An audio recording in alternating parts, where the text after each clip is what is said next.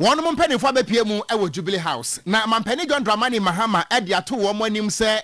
nia ekoso ewo South Africa no eye xenophobic attack no. Ghana yempene toto yempene no a neither balling or burning penifon to one among. Any na Professor Frimpop Boate wasa bebiem no wakasa no ozere me kan kire mo. Woman penny dada merese ya ene wenya no baby kwa no papa no na mamuamu na the government no. Enya family and friends and concubines sem pratwe ne enamfo ne abusuafo amamu na na wobu ewo mayimu na yebekọ bibie ni anwea so bekwa ikropon no emu ewo western of mantam no emu a wodum jadwumaku ewo hode abeto dwase afi wo pa mu mienu a January ebepem June yi wo ja hyehye mako aduonum ana wo matimi a record a eno nso mo nsem wo bete yebekọ ye kwan so jojo ni akwa akwahwe ne boys no wo mu twika obubefu obete pepe what the ne no aben no what the bobit sa what the bobit what the bobit what can man abuofu na na ne bekwa akwadi nkomo so ho ne ebisa se e de kwa be so kwa rabe so a obebo aben a enye emra na ebeto na ebusuansam no de edoso pie no aka ho na wiai ye de ba beso mo se wo premtobre ekase ebo aya no ahye no so se ene eye ya wada kita wo saboso me no ne da etoso aduonu miensa emfinhia no pienu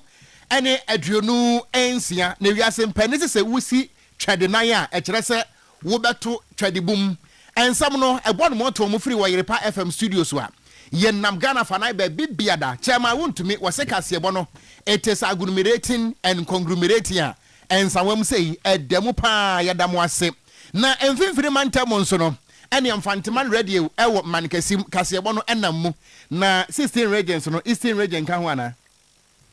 yamfa kasebo hu aseda Emma Lawson Herbal Center the Virgin Doctor eno no ebusua wadi no ahodo makomako miensa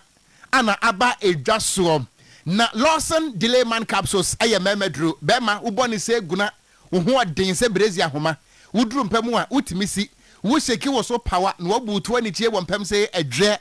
man by returns ewo mpam na Lawson Lawcare so ewo hono a sexually transmitted infections STIs wakwa TB ebi eye gonorrhea syphilis white candidiasis ene de aka ne nyina nkekare hadwen wo ba wo de eye Lawson Lawcare na Lawson Herbal Mixture so ejiremu akire se nya asem ketewa wo de no eye jaundice wado srade dodo pressure no was diabetes ekroto ho a emuda eye problem menstrual pains menstrual disorder eye Lawson Herbal Center Ghana fana be bibiada herbal shop bia no kwa wo sabetimi akabi na mom mo amopedo do atuo no yemfre 0242 133 577 and 0248 999 na holy mosquito spray ene ne coil na je say holy coil ane ye ka ho asem yin me pato usesiu demu a empuru musie kese nanso ntuntum bi atwamu a woda yaya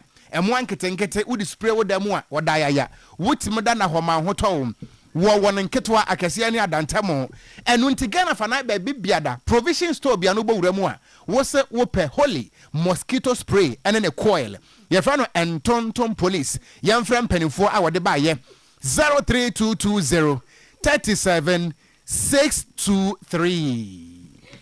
Power Specialist Herbal Hospital.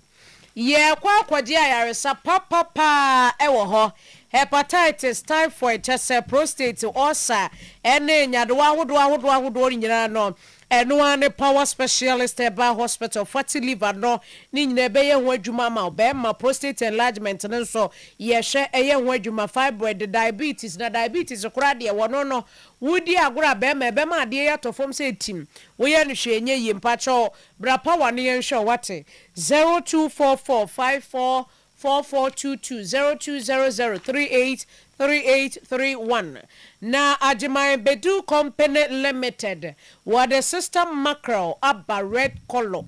sister pilchard blue color, sister sardine ave sister sunflower, Yvonne mackerel, Yvonne sardine, sister range of spices ni nyina ya de aba enti aduane no ebeye de pa stew no beye kama enam no di gum sa no e ma stew ni ya akono na edum pampa so ena afen so PZ so ame market Roma here enkrafo nso be ko kanshi ena CMB number ni 0244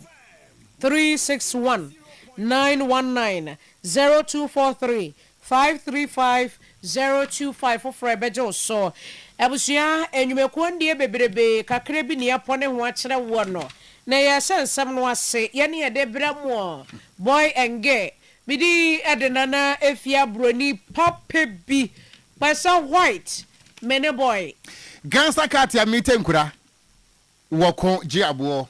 okran eni ehye kasebo na se we nya kasebo keto akra na tie ni sa no ensem wo mpa na ye ko asante ni otufo se tutu abebio na so ye wode aseda chenchirencha aseda piesie de amu odene pa e de ama inspector general police IGP Owura Christian Teteyo no e wa asante mantema no mo kire mu a chese wabo adwuma pa wo se Ashanti Regional Police Command no enhyehyɛ a IGP ayama wo mo any special operation team a wo mo nam ya wo mo hwese eniema betumi akɔnkan wa asante mantema bambo mu nsam betumi akɔso na bibia ye fan no se wo mo yade papa na asante mantema police for ebo adwuma na se wo mo adwuma eso ani a na se IGP na aboa wo mo ama adwuma de ni timi konkan enti wo de aseda ni bi de ma IGP no de bi nso de ama asante mantemu police command no wo de nsem we tudwa wa bra eye July 22nd ya nra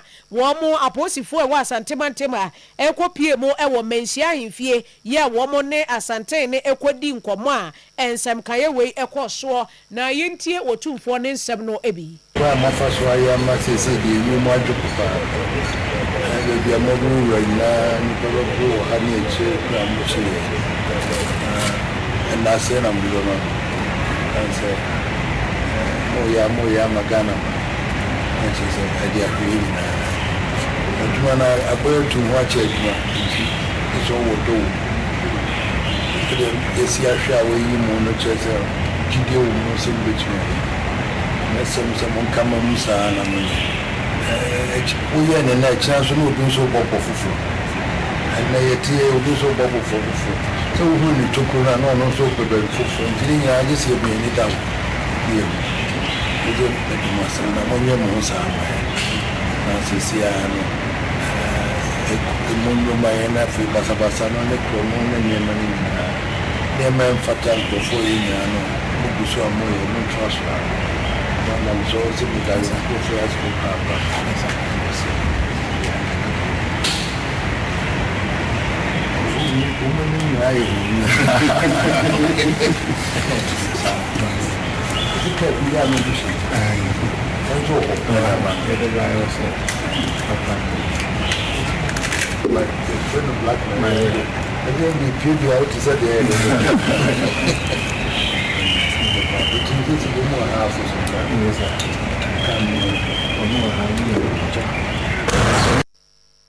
enti we eya sante ne wotumfo se tutu abebio eni atene nkano na superintendent eye Dawson Amoa edi aseda chenchirenchen so edema wotumfo kire se wotumfo no ankasa abo wo ma ba so sa de na se wo mo no wo mu tia ye se kono feeling no so enye feeling ketwa we your friend is a feeling bum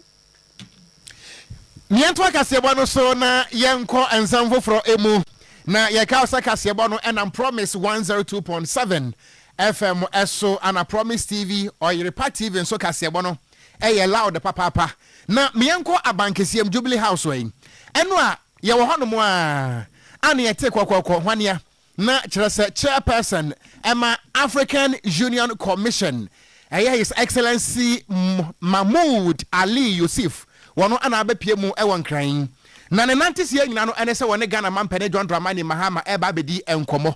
na mampene John Dramani Mahama ekasa na wo kyerem se wiase ne mpene se daache asemunti ana wokuru kantanka wode ne hokobo oduodu akwaban se da be ya daache bia no otofo a wanyasiefo mampene akyeremu a se ewiase amansa ku batan yebeke ho abomu na Africa nso yɛbɛka ɛho abɔ mu nyina no ɛne sɛ yɛbɛdodɔ yɛ ho sɛ aman bilateral relations aman ne aman hodoɔ ntɛm no ɛbɛtumi ayɛ kama nanso no watena ase ahunu sɛ South Africa foɔ wɔn mo mpɛ saa nka bɔ mu no na nansɛ wohwɛ ɛyɛ xenophobic attacks ɛkɔɔ soɔ no a ɛnam so ama Ghana ne de hyɛ baako mpo wato ayɛ anom wɔn nsia doɔ no a mampani John Dramani Mahama kyerɛm sɛ ɛha adwen na mpo no ɛwudi a ɛkɔ soɔ na South Africa foɔ wɔde wɔtan ɛne kyerɛ sɛ wɔtayɛ ɛma amahodoɔ so emu nipa no na African Union wɔn mo nka ho hwɛ no a ɛha adwen yie papaapa ɛno nti ɔbɛsrɛ sɛ animuanimu yɛ ano African Union no ntu ho anamɔn na saa xenophobic attacks na to ntwa efiri sɛ ɛba ne saa no a na South Africa man akwa te sɛ wɔn gyina brania obi ampo ntimi nka wɔn asɛm afei nso wɔkyerɛ mu ɛsɛ na nsan wo hwɛ a na South Africa mampani ɛyɛ Cyril Ramaphosa wotu delegation ɛba Ghana sɛ nkɔ ne mampani John Dramani Mahama emesi nkonwa ɛnyɛ de bɔne kwan so na mbom sɛ na bɛyɛ nkaman ne aman tam bɛdwo na anyɔnkofa timi akɔso nti na mbom no eyufoɔ mo ayɛ din wɔ saa nsɛm hunu we ho dodo a ɛha dwen yie paa. One more thing that we wanted to raise, we forwarded a petition to the AU Commission on the xenophobic attacks on other foreign nationals in South Africa. For the countries that have been victims, it's been a very traumatic affair for us, considering the solidarity we share, our project to achieve African integration. I mean, when something like this happens, it sets all of us back. People have been displaced, their property has been taken, their businesses have been closed, and indeed we lost two of our citizens who were killed. Several people were injured and had to be admitted in hospital. And it doesn't appear that the South African authorities are responding to the magnitude that one would expect them to do. The persons who are funding these xenophobic attacks are known, and they've been left free to continue to do what they want to do, and so it's become something they are doing with impunity. Enti Ghana mampani John Dramani Mahama nensamo a wadi tu dwa wabra chairperson Emma African Union Commission His Excellency Mahmoud Ali Yusuf ebepmu ewa bankisiem ana sansem we etodwa abusuafo ye to akase ye bono so na mebo borofo bi anasa meka borofo bi mpacho pa muntie ni yie na mebeyi ne 11 we ni 11 borofo ye okabo mu aya na emmoa na we no woye renowned na chase woni mo de pa wasade we ho cardiothoracic surgeon aha me kabo mu a emmoa ye nyina nti na matiti ntemu amamu no ma spelling wo menu na me yi amamu no eno wasaye kane soafo ana wo hwe eye ye chese abodini mu nyansape wo hu eba no sa adwumadie no so a na se wono so no ye champion pa Professor Kwabena Frempong Boateng wo panyi akasa na wade nsama huduo bi atodwa wa bra na kane mampanyi Professor Atamelse na kyerɛ sɛ yɛhyɛ ne hofa de ɛtɔso bɛyɛ sɛ edunan ɛne yɛyɛ ɛde akaikai no ɛne adeade a ɛwɔ University of Professional Studies UPSA yɛ no ɛwɔ nkran mantam no emu na no mu na Professor ejina simpie so no wakasa ɛne wo kyerɛ mu sɛ wa mampanyi dada Professor ɛyɛ Milse papa no wabɛyɛ mampanyi wɔ Ghana ha se no wamase wo petumi nti no wɔbaayɛ wamase sike bi nti no wɔbaayɛ wamase kyese ye moni din so wɔyɛ mampanyi nti no wɔbaayɛ na emom wɔbaayɛ se wɔbɛboa wɔman no ama ɔman no atumi akɔnkan ne nimdie ne nyansa ɛno nti papa baayɛ wankɔyɛ ne namfosɛm sɛ ne ebinom ya wɔbɛnya position mampanyi no wakɔfa ne nua no wama ne post no wakɔfa ne mpena no wama ne post na kyese government ni mu no akwakoye family and friends and concubines was say Professor Atamelse de ne de no na ente sa de biara da afen so Professor Atamelse wono no what leadership ase yeso obi ye pani a woda no a na se bibia no a se nipa no enye so ye pani nti de ope no ye na emom obebre ne ho ase empo se no ye mampanyi de nanso obebre ne ho ase ede ma wo man no etoto ne ema yie pa nanso awe ho sem ewo mu ne se wan hye da nche ena chese wode ko ye ya ene bebi a yedua ba bedri nti no Professor Frimpong Boateng nsam ne de wo kan bebre ya ye to aso ha. I knew something else too, and I say it not to excuse but to explain. The disease that will eventually take his life appeared to have affected him, and as the presidency wore him down and his strength declined by degrees, there were certain people in his administration who saw any abusuafo Professor Frimpong ena nkaye hwese ene no ankasa nsam no ankasa no okaya ye ka ho asem sisi yi wode tudwanti ahwese ye de betum amamo na emom no ye kwobɔ hye ba electricals na kyese ya ba beje nkane kama enkane fine enkane wodi siesie wo fie office wo dem bebia beye brenke wo mpewe na pede beya enti enkwagi chandelier corner light gate light ceiling light led light say light ni nyina e wo bɔ hye ba electricals ye wo air condition ye wo ceiling fan ye wo 12V adapter digital video recorders everything ide inside Bosheba electricals enti no me the number ne bema na emo Professor Kwabena Frimpong yenkotie ne nsam no emra. Professor Abnos did not practice family and friends and concubines government. It's understood that the battle for Ghana's soul is not fought in press conferences or party conventions. It is fought in the decisions of public servants who choose honesty over convenience. In the offices of engineers and scientists who stay in Ghana and build here. In the workshops of entrepreneurs who manufacture rather than import. In the hands of citizens who demand accountability from those who govern them. Professor Mills understood that the poverty gap is a technology gap, and that choosing it requires not the boldness of one president's initiative, but the sustained commitment of a nation across generations and across administrations. He understood that a constitution is only as strong as the character of those who swear by it. He understood, perhaps above all, that leadership is not about power. It is about service. It is about the worker who needs to get home in 1 hour. It's about the child who needs heart surgery regardless of whose name is invoked. Professor Mills gave Ghana 3.5 years. 14 years on,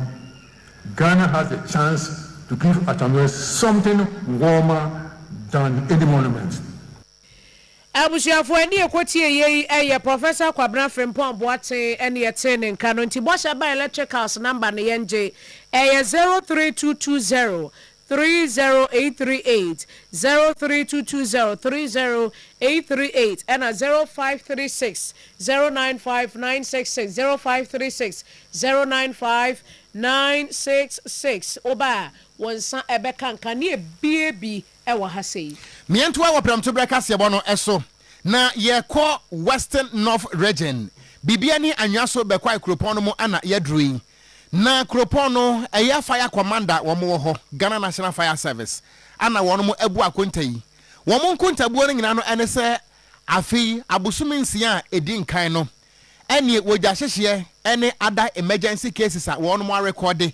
ewo won krata mu no eye makomako aduonum 50 ana wo kirem se half of the year no wonsa atumi aka na emom nyankopon edi wo mo ho afofi a obi ani ho no mo ane ho aka anase wo wuye ewo saa wo gyahyehyɛ ahodo a wono mo arecord no emu na wabra wane Oyerepa ene promise nsam twerani ɛyɛ Hamza Mohammed edi nkomo no ana bibiani anwaso bekwai municipal fire commander DO1 in Octete wo kire mu ese wabra na wo mo ye wo madwuma afi se fire service no wo mo responded to 23 fire outbreaks ana kankwanhia nso mienu ewo ebra na wonom eye period under review no emu na wasa kire mu se domestic fire no nso ye ka domestic fire no a eja ehyehye wo ye fiefie mu ane ade no eno anadi mu ntintiman a maako edu 10 cases ana onsa etumi kan ye ana ebia obetie yesi obi adwuma eja tom warehouse bi eja tom ni ade de kan se industrial no nso womo ana fe commercial fires no nso maako enum ana wo kire mu ese ebi abeti ese o ECG for ho ma bi ejatom electrical fires ni ade eno so makoma miensa ana won record ye ana ebi nso eye mechanical ni nyina nso no kabomu makoma eye enum enti wo bu akonta we nyina no akese makoma aduonum ana afifa first 6 months no wonsa etumi aka na wo kire mu gina so ede afutuo ema Ghana fo se eja eye wudini wan hwe yi a obedi wudam nti o share number of cases are yetumi attended during the mid-year of 2026. They share a few domestic. They recorded 10. And electrical fires also 3. And industrial fires also they recorded 5. Vehicular fires and others. Because a vehicular, the car said a walk so. Na eno no ana DO1 Enoch Tete wode afutuo ejina so ema Ghana fo nyina se wiase mpanisi yapam kwagu ntakuo num ansa na berekire yetunufo afutuo nyina no ene se eja no wanhwe yie na wontutuo na mo yie na wodi eja kodi agro na kokwasa atorencham ne ba ansa na odum ja beduru ho no bia na ohaw no esidada eno nti Ghana fo munhwe mu yie ewoja ho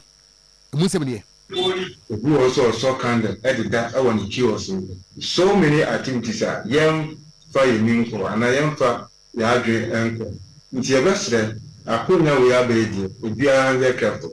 Baby, I metaka said.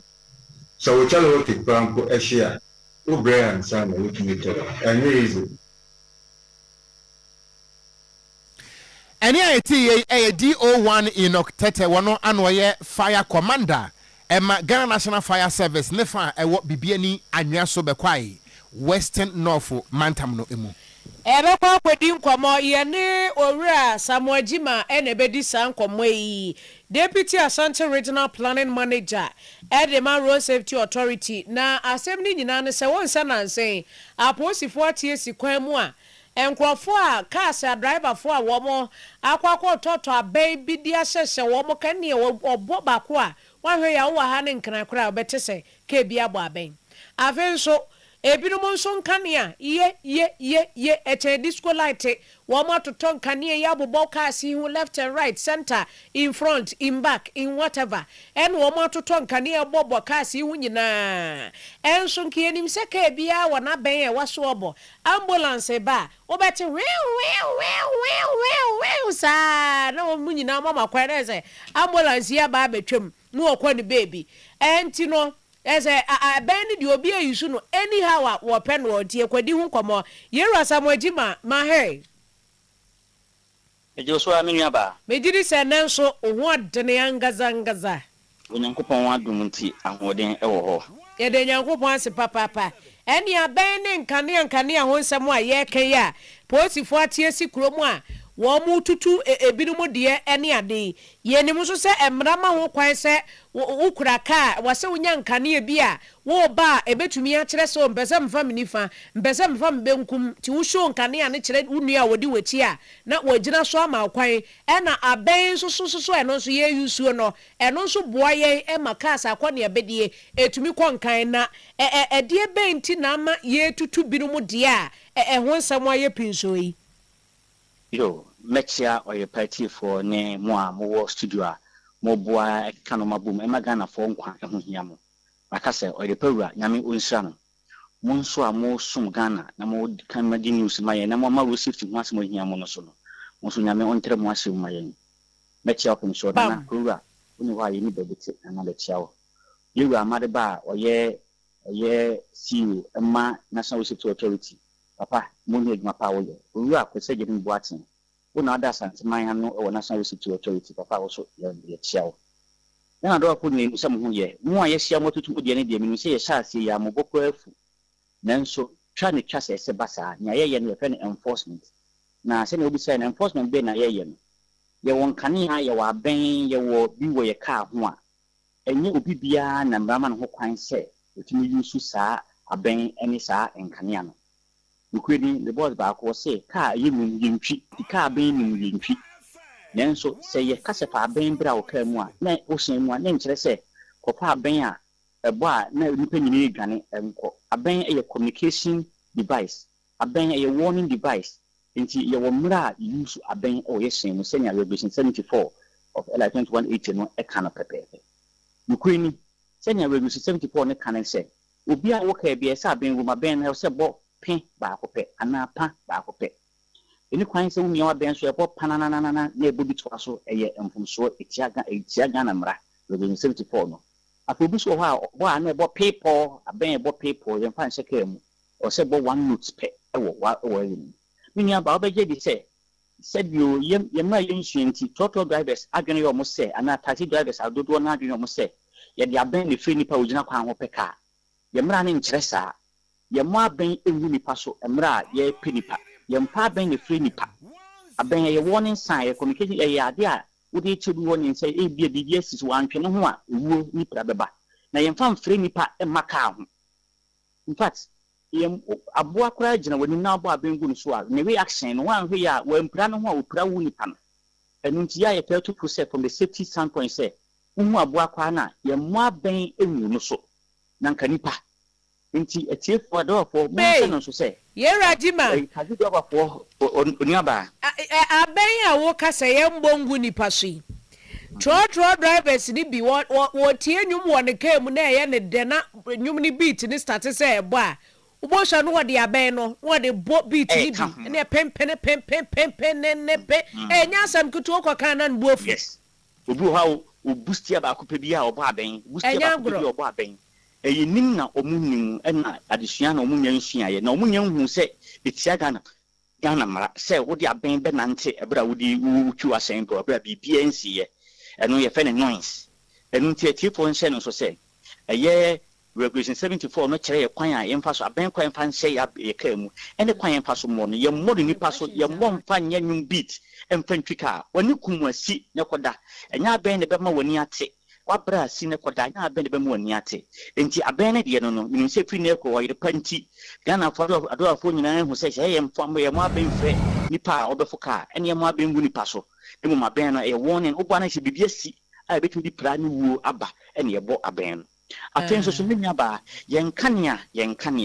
yɛhu sɛ ebi mu de aben no efe bibi siren bi ɛka ho ma memfɛ no ntato siren no yɛwɔ aben ma dwumayɛkuo bi kwan sɛ ɔmo de betumi use siren ɛyɛ kwan a yɛfa so kasa kyerɛ amanfo bi sɛ ɛyɛ emergency bi biribi asi na mo mai kwan mu ma ɔmo a ɔmo betumi akɔ so ɔmo betumi akɔsia no ɛmɛsene nkɔ ɛhinfoɔ na du saa mɛ na yɛmo ɔmo kwan ɔmo a ebi a emergency vehicle bi te sɛ ambulance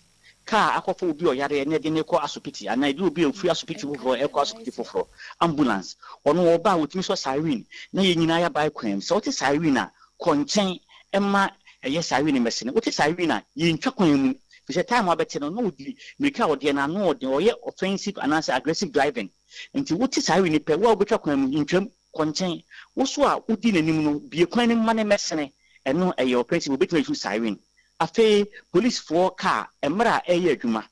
hyɛntiri man ka sɛ police ni a ɔde ne ɔno ane ka ɛyɛ adwuma ana road safety ni ɔde ne ka ɔno ane ka ɛyɛ adwuma we deɛ police ɔde police aban police car ɛyɛ adwuma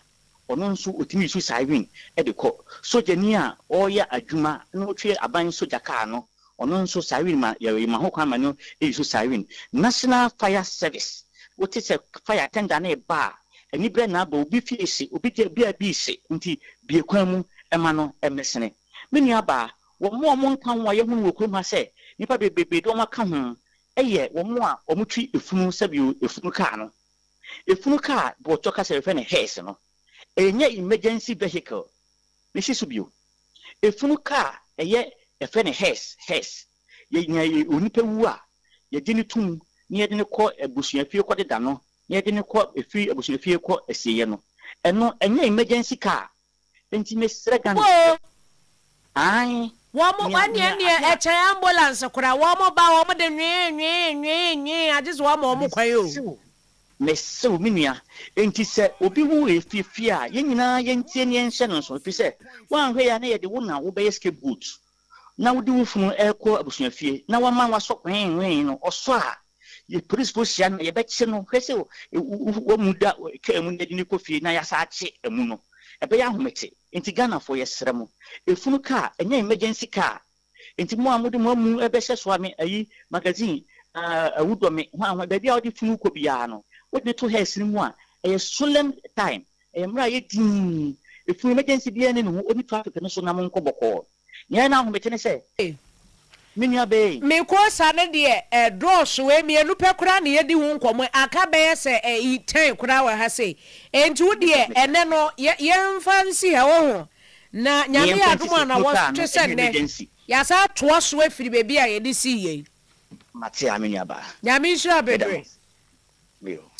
enti no we Owura Samuel Ashanti Regional Deputy Planning Manager Demand Road Safety Authority ene no ekobon komo ne nese mrapa de enkrofo to mra wo krom ha o sene amanfo si to mra wo krom ha no nyansem keto akura mi ne kamnim se efunu ka akura za wo mo ma ene wo mo de wo mo bokura che ambulance wo mo botu enko enim miento akase ebo no so na yenko Doma Central Kropon no emu na udru hono mu ani kro bako duasidan na hono mu ana duasidan Monkey Sanctuary no so ewo na MC dia to dwa se wo mo ye de ya ebetimi aboa na edisika aba eya akwansra tourism ebetimi aba wo de sansem we nyina to dwa wa bra na one wildlife division fo ewo bono region ekwo entoa ewo ho ana Honorable Dominic Adomameyaw what is ansem we atudwa enu na edi agron. There's this vision of trying to expand it, as in adding the canopy walk, because now you realize that we have a lot of bigger trees from this side heading to the other side, and so you could have the canopy walk in addition to the monkeys. Then you also have a plan of building a guest house or a hotel, so that when visitors come, at least they will have a place to rest, and if they also benefit to sleep, you have a place to sleep. You also have a vision that you're going to build a restaurant. In fact, the kind of food that will be sold here will be basically locally made food. Because na enuachi ana Honorable Dominic Adomameyaw was actually mu say akwantempon a efri Doma hinkro ekwakopem duasidan krum ho nso enye enu ntimpenfo behwena no nso waye ho adwuma. Other thing that I believe that ought to be done also is the road. You know, there is a very shorter road. When we are going, you use that route to attach a crew than for us to have passed through the PSA to go to Junction before here. And so there is this plan that once we are adding value to the reserve, the road, if for anything at all, if it's not even being tied, if for anything at all, at least it should be motorable at all times, so that it will be easier for people to come and be spending a lot of time here. I urge everyone who is now listening and viewing this simple interview that we are also ready, that in case maybe you want to partner with the assembly for us to expand this nice and beautiful edifice, we are ready to negotiate with you and see how best we can all help to develop the Desida Monkey Sanctuary. Eni ayeti ye eye aban krache pani a wo Doma Central Kropon no emu Honorable Dominic Adomameyaw nene ene no na ne krakra mu no ana Dr. Polycarp Mabie wono nso woye manager Emma Wildlife Division Emma Forestry Commission no ewo Ashanti Bono East ana hafo wono nso edit dwa kire mu se wobeboa assembly no na eye upgrading works a ekoso ewo duasidan Monkey Sanctuary hono what may ayene kama. What we are going to do is just to add on and complement the efforts of what the assembly intends to do and other actors. So fast forward, we'll do what we call enrichment planting. We'll look at indigenous species that can be compatible with the environment and serving as food for these wild animals, so that they don't go into the communities or spill over to other neighboring communities and causing what we call wildlife-human conflict. As for animals, no matter how close it is to you, but with time, that the wild instinct is still on it. it can result to bites of kids and others. So that is what we'll do, enrichment plant. Fast forward, you will see that most of the nomenclature of the trees, the naming of the trees have defaced. That is one of the things we're partnering to ensure that we name all the trees. And if you look at it, tall gas need training. That is one of the key areas that anytime our ecotourism unit is having. Enti wapeni so kakra ode so ane ete ye no. Ministry for Works and Housing asye hwe enwuma ene adansie so urban road authority for no more the contract de ama empanyifo se Kisiman Bridge na wo mo hwe na wo no mo enkonkwa ye se de be ya ebe kama na ensuo to a entimi emu nkama mfa so a meyiri nkrofo a wo mo te eye kuro no eso enu nti wo ba be ye ho adwuma na ebra wo mo call site ho bebi a bridge no ye be ye ho adwuma wo mo kopie mu ho no ora Kenneth Gilbert ya wo no ene nsamtwofo edi nkomo ene wo kyerɛkyerɛ nsɛm bi mu a sei ene wo de tudwa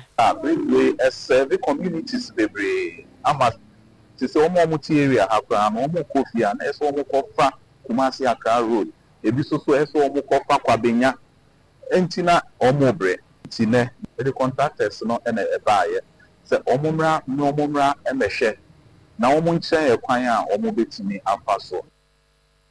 Enti we honorable Kenneth Ejei wano ena wakasa ye wakekwe nofo emrashe bedweni enono na wano kra ye hindia Works and Housing rather okay Works and Housing waswafo a wadano enono na mrashe bedwefie de ma de hia anase mrashe bedweni hey da obey yire ho pa se na de ene pa de enkrofo bomb mi ntubi saada no kra na se obeka asem enye leader balling or cooking no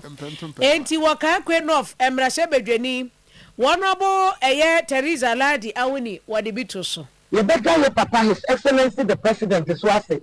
say what tusika pudo dia to wo say ye fanye adwuma wo ya ka ne ye ne no enu dia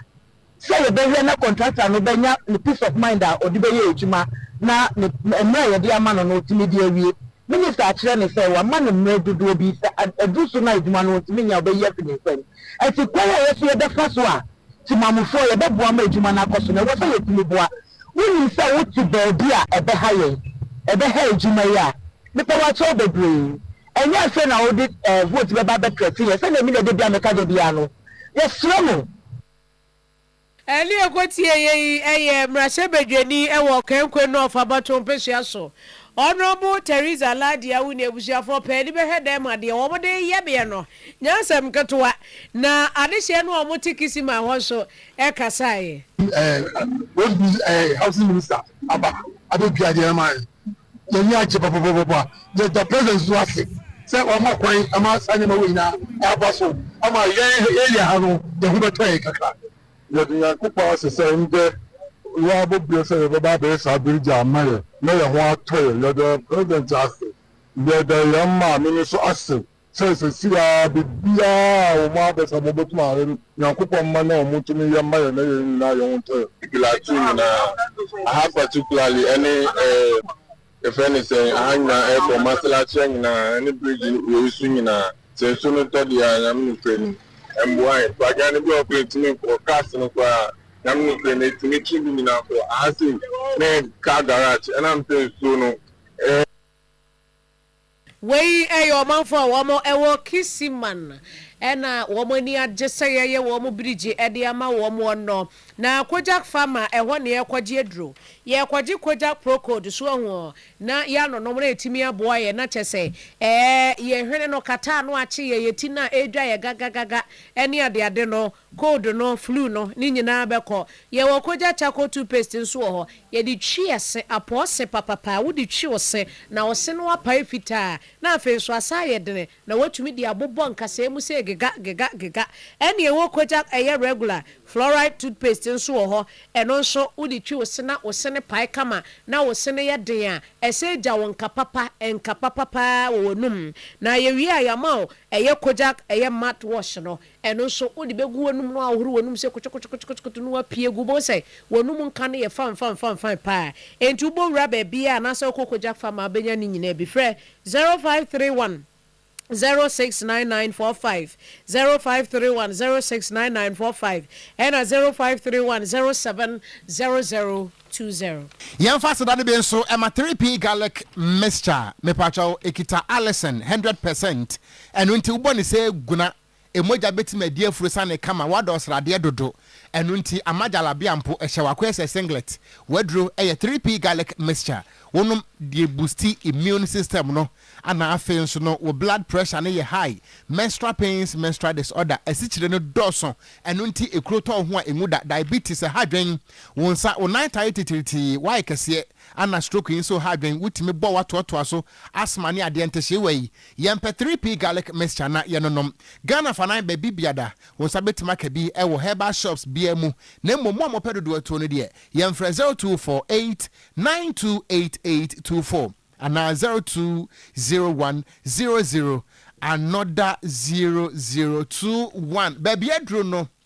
yenko na ana happy birthday to you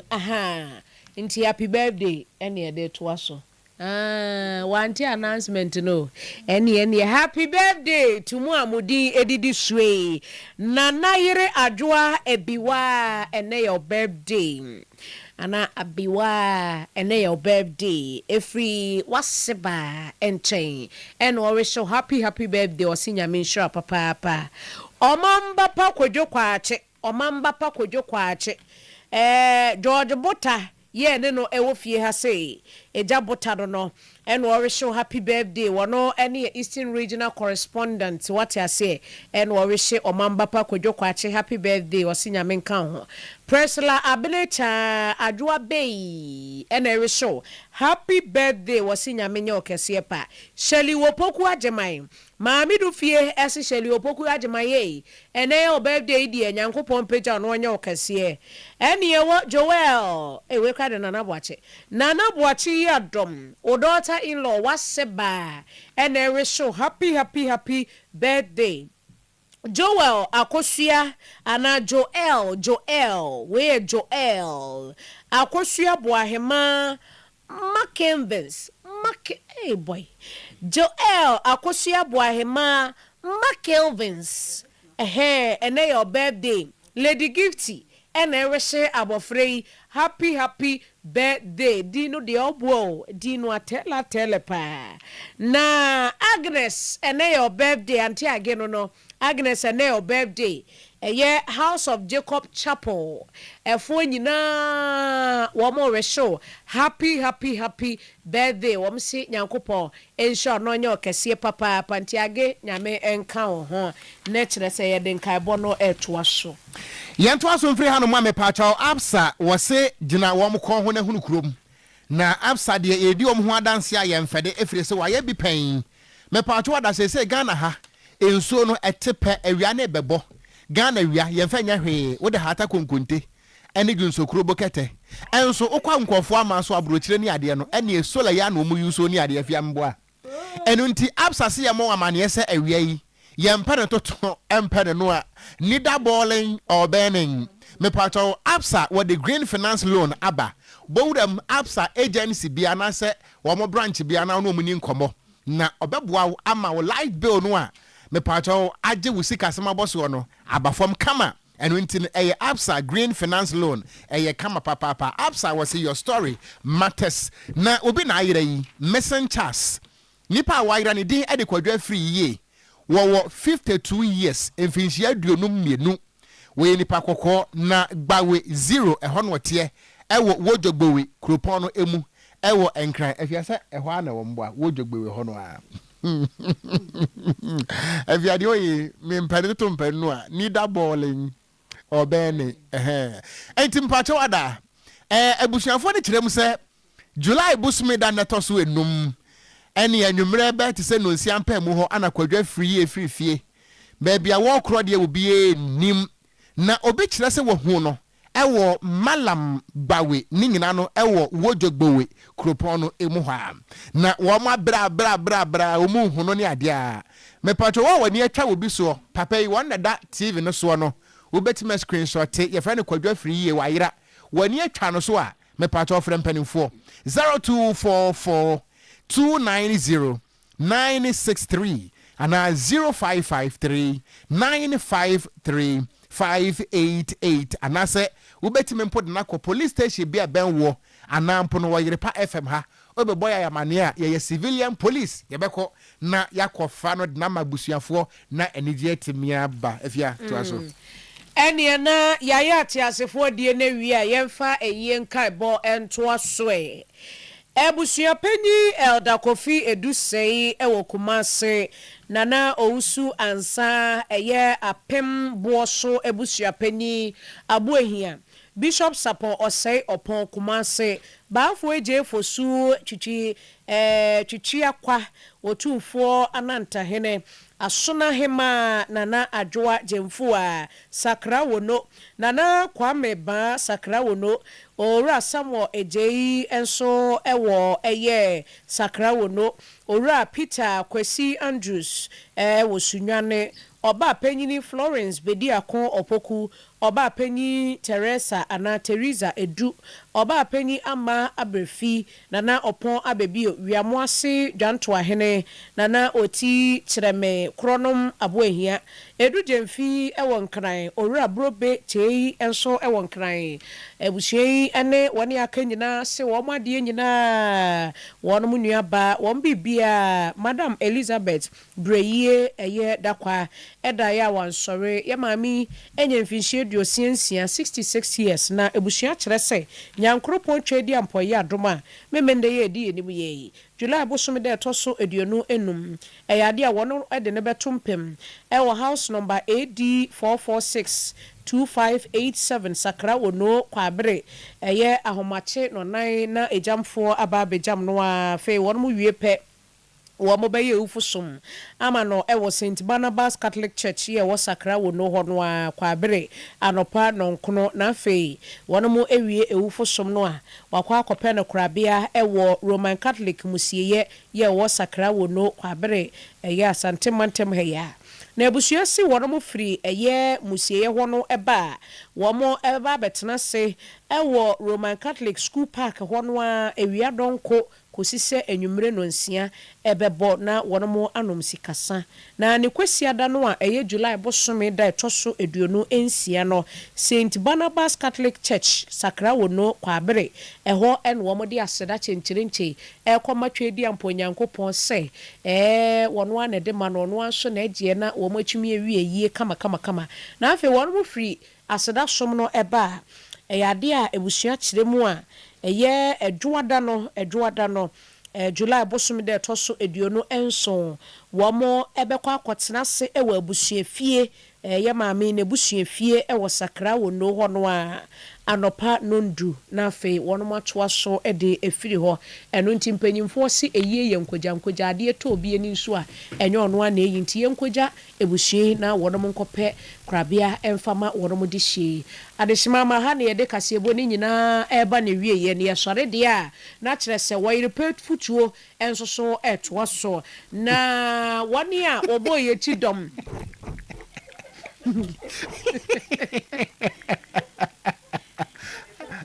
Esu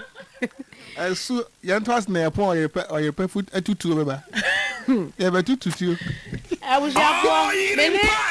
abefo na ye adwuma nti sa dem han mo abefo na etwa me hwesia ye betutu after news wo di me bone sa nti mo te se mato bomb bi anyamia bomb do wane kita wo ben na ndie balling ni da balling no ben ye betutu mpernu a enti enfo sidama owura ima no odro Korea wono ene sense mu kama producer papa chief executive producer Jimmy Cliff JJC Johnny Just Come sanso na aba dem hanu mo abefo a wo matwa me ho ahia evil spirit Priscilla ene deputy evil spirit Christabel woman so a damn hand mo say ye na wokɔ server room hɔ nso so de anacha say wɔn de ɔmo yɛ good server room fo de ɔmo yɛ pa ɔmo no nyame ma Kristo ma Bismarck say wɔn ɔbɛkɔ heaven sanso na edu no ɔno aka kakra wɔn de ɔbɔ bo chairman no Mr. Achi nso hyɛ hɔ ɛna man yɛ anope wɔ ba yɛ dɛm wei oh you we fini dia Sly so say oye good Henry nso so shelai Henry wo mu nyina efo mu nyina ka ho na aba dem ha no mo say ya hwe ade kase ebo ebe so mo no mi din ede nana efia broni papa big pesa white mene ko bonsam Gangster cat ya meeting kura wo ko giabo okran afia ma yemongura Ghana Armed Forces na Director of Army Religious Affairs Colonel Diodu was say we monitor news no live from Bema camp Bema camp and chief all correct sir Director Army Religious Affairs Colonel Diodu and now about 4 Infantry Battalion Military Hospital so Kumasi Hanswa Lieutenant Colonel Al Hassan Dawuda Ali Durada Lieutenant Colonel Alidu Al Hassan and so on the commander no in fact that's right omutie ni empacho mpanyin fo omo tumu nru ntina me toto bom